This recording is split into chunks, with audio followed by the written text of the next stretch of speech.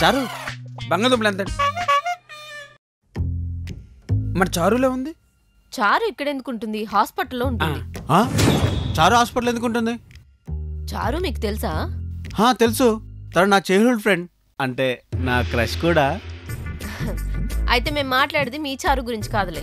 మరి చారుశాల మా ఇంట్లో పని మనిషి, ద స్మార్ట్ పని మనిషి. నేను మాట్లాడేది కూడా తన గురించే, ఇక్కడే ఉందిగా. అబ్బా, ఈ ప్రకాష్ నా కంప ముచ్చేలాగే ఉన్నాడు. చారు నువ్వేంటి ఇక్కడ? ఇది తన షాప్ కాబట్టి ఇక్కడ ఉంది. అయినా మీకెందుకు? అయినా తన హాస్పిటల్లో కదా ఉండాలి. అసలు మీరు మనుషులేనా? పాపం తను ఎండ కష్టపడి పని చేసుకుంటుంటే హాస్పిటల్ ఉండాలని కోరుకుంటారా? ప్రకాష్ ఆచారు, నువ్వు మనసాక్షి లేని వాళ్ళ ఇంట్లో పని చేస్తున్నావు.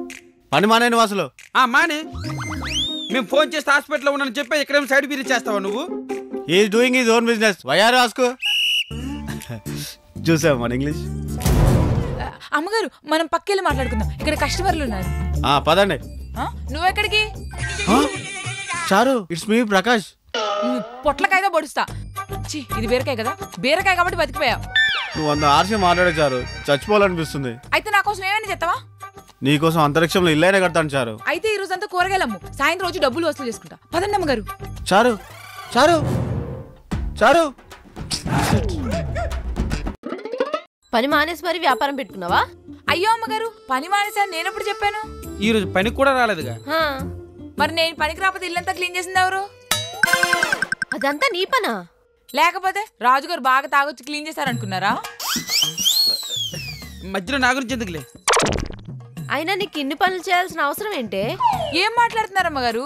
అయినా అసలు ఉద్యోగాల మీద ఆధారపడి బతికే వాళ్ళు ఎంతమంది ఉన్నారు ఈ రోజుల్లో? ఎవరిని చూసినా కూడా బిజినెస్ బిజినెస్ బిజినెస్ అంటున్నారు. అందరూ జాబులు మానేసి వాళ్ళ ఆఫీస్ పక్కన పునుగులు, పిజ్జా దోశలు అమ్మి రిచ్ పీపుల్ అయిపోతున్నారు. కొంతమంది అయితే జాబులు చేసుకుంటే బిజినెస్లు నడుపుతున్నారు. సైడ్ బిజినెస్ అంటారు, ఇప్పుడు బాగా ట్రెండ్ అవుతుంది. నిజమే చారు, మా ఫ్రెండ్ రమేష్ ఉన్నాడు కదా, వాడు నాతో పాటు పనిచేసేవాడు. మా ఆఫీస్ పక్కనే పునుగులు షాప్ పెట్టుకున్నాడు. వాడు నాతో పాటు పనిచేసే శాలరీ కన్నా ఇప్పుడు వాడు ఇన్కమ్ 1 lakh ఎక్స్ట్రా వస్తుంది తెలుసా? మరి ఈ ఐడియా నాకు మొన్నే వచ్చింది, కానీ జాబ్ మానేసే ధైర్యమే లేదు.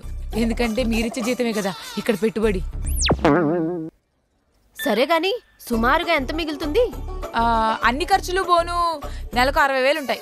అమ్మా, 60,000? 60,000? అర్జెంటుగా నాకు ఒక మంచి బిజినెస్ ఐడియా ఇచ్చారు.